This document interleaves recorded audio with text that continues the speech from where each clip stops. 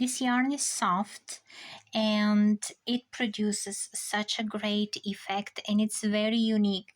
Each of my sunburst granny squares is unique, and the puff stitches here that I'm working right now, they are so pretty. And the yarn is very lofty. It's like a roving yarn. It's just one ply and it's twisted, so it doesn't split for me at all. I enjoy working with it so much.